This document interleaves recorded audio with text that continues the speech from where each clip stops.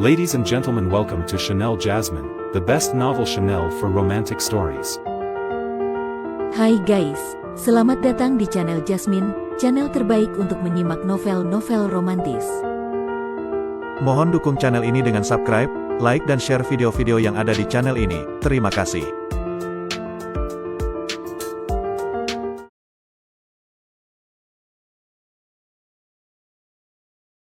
Perintah Kaisar Naga bab 4839-4840. Kekuatan jalan surga dari seorang dewa emas biasa tidak perlu dikhawatirkan. Dev berkata dengan tenang. Li Chunfeng menatap Dev dengan kaget dan berkata dengan tak percaya, "Rekan Tao, apakah kamu sedang membual?" Seorang kultivator alam Mahayana tingkat 3 benar-benar mengatakan bahwa kekuatan jalan surga dewa emas tidak perlu dikhawatirkan. Jika ini bukan membanggakan diri, lalu apa itu? Li Tua, omong kosong apa yang kamu bicarakan? Bagaimana mungkin Tuan Chen bisa membanggakan diri? Tuan Chen bahkan tidak perlu melakukan apapun untuk melawan kekuatan dewa emas. Hewan peliharaan kecilnya dapat mematahkan kekuatan itu, kata Nan Batian. Benarkah demikian? Li Chunfeng mengerutkan kening, dia sungguh tidak dapat mempercayainya. Dev tidak membuang waktu dan langsung menghancurkan segel penjara milik Li Chunfeng.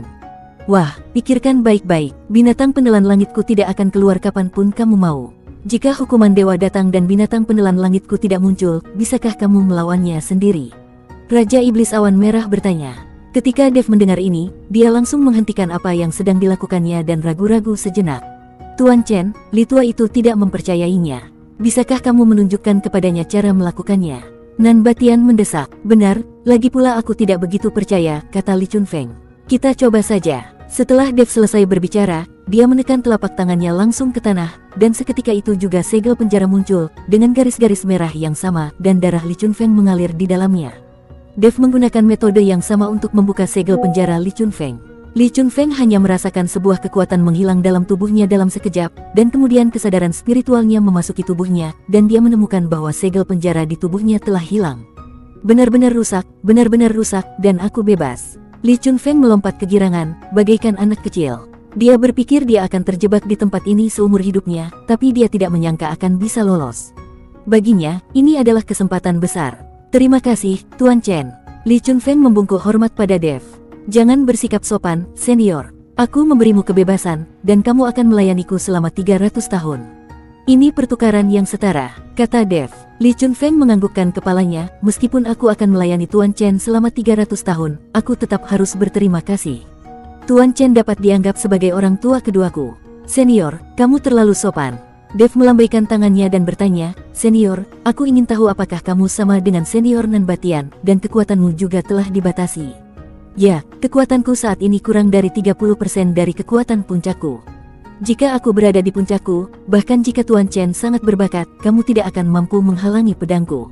Li Chunfeng berkata. Setelah mendengar ini, Dev menjadi sangat gembira. Mereka semua adalah makhluk abadi yang sangat kuat. Ketika mereka pulih, dia akan dapat berjalan dengan bebas bahkan di dunia surga dan manusia tanpa diganggu. Dia tidak bisa selalu mengandalkan Tuan Si, dia harus mempunyai kekuatan sendiri. Meskipun belum naik ke alam surgawi, Dev sudah memiliki banyak teman dan pembantu di dunia surga dan manusia. Beberapa iblis, pendeta Tao Wuji, leluhur pola ilahi, leluhur iblis formasi, ditambah Nan Batian dan Li Chunfeng. Mereka semua adalah orang-orang dari alam surgawi. Ketika formasi besar langit dan bumi menghilang, mereka semua akan kembali ke alam surgawi. Semakin Dev memikirkannya, semakin bersemangat pula dia jadinya. Tetapi pada saat ini, langit dan bumi bergetar, dan suatu kekuatan yang mengerikan turun dari langit. Tuan Chen, berhati-hatilah.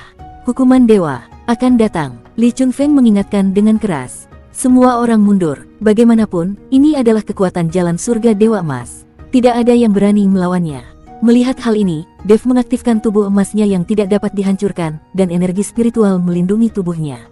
Dia diam-diam melantunkan mantra dalam hatinya, binatang kecil penelan surga, cepatlah keluar. Binatang penelan langit, cepatlah keluar. Akan tetapi semakin gelisah Dev, semakin pendiam pula binatang penelan langit itu. Melihat kekuatan jalan surga hendak mengenai Dev, Dev memejamkan matanya erat-erat, mengatupkan giginya erat-erat, dan tidak punya pilihan selain bertarung.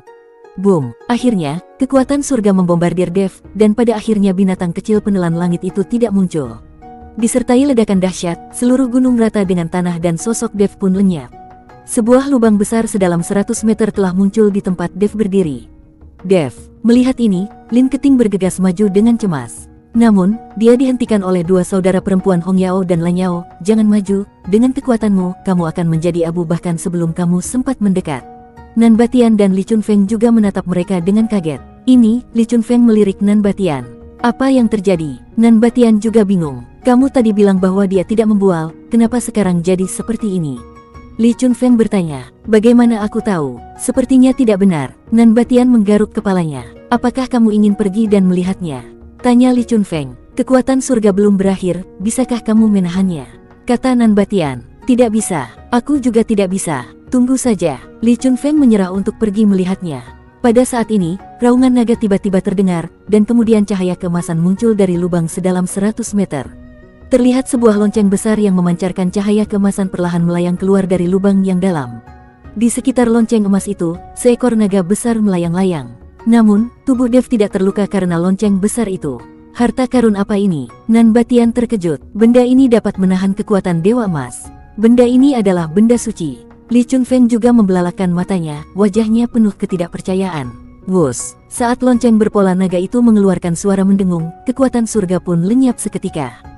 Tubuh Dev perlahan turun ke tanah, dan lonceng berpola naga menghilang pada saat yang sama. Tuan Chen, kamu baik-baik saja. Tuan Chen, apakah kamu baik-baik saja? Nan Batian dan Li Chunfeng keduanya mengepung mereka. Kekuatan jalan surga dari seorang dewa emas biasa tidak perlu dikhawatirkan. Dev berkata dengan tenang dengan wajah tenang. Namun, tidak seorang pun menyadari bahwa kaki Dev gemetar saat ini. Jika Dev tidak mengorbankan lonceng berpola naga pada saat terakhir, dia pasti sudah menjadi abu sekarang. Tuan Chen, aku masih meremehkan kekuatanmu. Kamu benar-benar memiliki benda suci seperti itu. Jika kamu mengeluarkannya, aku sama sekali tidak akan bisa menjadi lawanmu. Li Chunfeng berkata dengan sangat serius.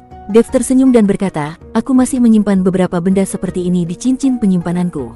Benda-benda ini tidak dianggap sebagai benda suci. Setelah mendengarkan kata-kata Dev, Li Chunfeng tidak mengatakan apa-apa lagi. Pada saat ini, dia tidak berani mengatakan bahwa Dev sedang membual. Lagi pula, Dev sungguh hebat. Aku punya beberapa batu abadi di sini.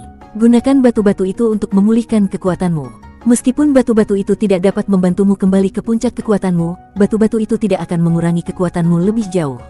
Dev mengeluarkan tas penyimpanan dan melemparkannya ke Li Chunfeng. Li Chunfeng memegang batu abadi dan berkata dengan canggung, Tuan Chen, kamu telah membantuku keluar dari masalah dan masih memberiku sumber daya. Bagaimana aku bisa membalasnya? Jika kamu ingin membalas budiku, ada banyak kesempatan. Aku telah menyinggung orang-orang di kuil, jadi kamu harus membantuku di masa depan. Kata Dev. Kuil. Li Chunfeng tercengang. Kuil yang dibangun oleh para dewa yang mengklaim bahwa garis keturunan mereka lebih unggul dari yang lain. Ya, kamu juga tahu itu. Dev bertanya. Tentu saja, orang-orang di kuil itu sangat sombong dan memandang rendah orang lain. Ketika mereka berada di alam surgawi, tidak banyak orang yang menyukai orang-orang ini. Li Chunfeng berkata, Senior, apakah kamu pernah berurusan dengan orang-orang dari kuil? Dev bertanya dengan rasa ingin tahu. Aku pernah berhadapan dengan mereka sebelumnya. Aku pernah bertanding dengan seorang penguasa aula di kuil dalam ilmu pedang, dan akhirnya aku kalah. Li Chunfeng berkata, penguasa aula yang mana? Wajah Dev penuh dengan keterkejutan. Dia tahu, Li Chunfeng pasti sangat kuat ketika dia berada di puncaknya, tetapi dia tidak menyangka Li Chunfeng akan kalah dari seorang penguasa aula kuil. Tampaknya kekuatan kuil ini sungguh menakjubkan. Penguasa aula ketiga, kata Li Chunfeng. Baguslah. Dev menghela napas panjang. Setelah penguasa aula ketiga, masih ada penguasa aula keempat, kelima, keenam, ketujuh, dan kedelapan. Dia seharusnya tidak dalam bahaya untuk saat ini. Lagi pula, mustahil bagi kuil itu untuk mengirim penguasa aula ketiga untuk menghadapinya sekaligus. Bersambung.